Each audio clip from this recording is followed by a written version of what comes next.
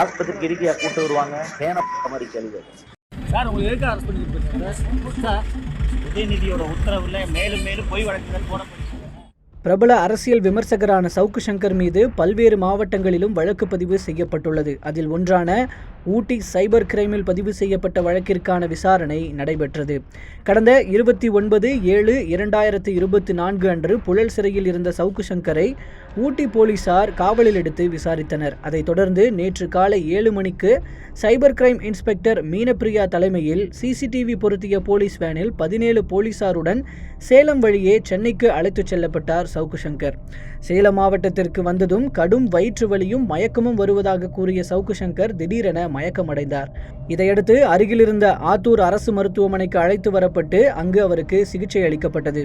சிகிச்சை முடிந்து வந்தபோது பத்திரிகையாளர்கள் கைது குறித்து கேட்டதற்கு அவர், அமைச்சர் உதயநிதி உத்தரவால் தான் என் மீது மேலும் மேலும் பொய் வழக்குகள் போடப்பட்டு கைது செய்து வருகின்றனர். என் கைதுக்கு அமைச்சர் உதயநிதி தான் காரணம் என்றார்.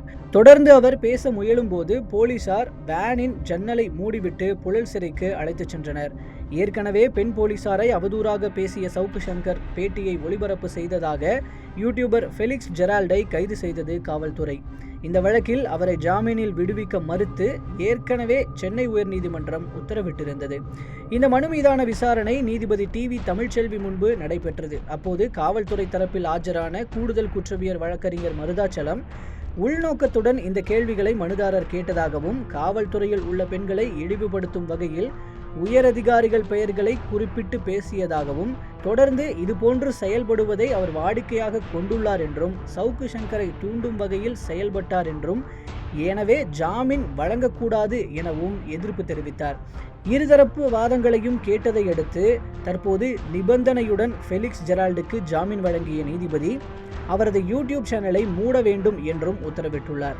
மேலும் சர்ச்சைக்குரிய வகையில் பேட்டி அளிக்கக்கூடாது என்றும் நிபந்தனை விதித்துள்ளார்.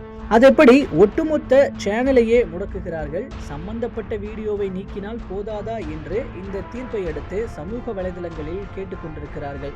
மேலும் சவுக்கு சங்கர் பத்திரிகையாளர்களை ஆபாசமாக பேசுவது போல சில வீடியோக்கள் சோசியல் மீடியாவில் பகிரப்பட்டு வருகிறது.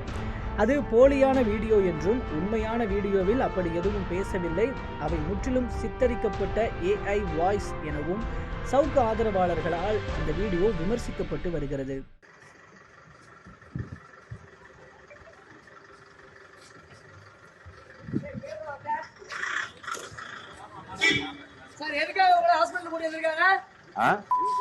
ஆஸ்பத்திரிக்கு இருக்கையா கூட்டு வருவாங்க மாதிரி கேள்வி சார். உங்களுக்கு எதுக்கு அரசு பண்ணிட்டு சார்? உதயநிதியோட உத்தரவுல மேலும் மேலும் பொய் வழக்குகள் போடப்பட்டு அரசுக்கெல்லாம் உதயநிதி ஸ்டாலின் தான் காரணம்.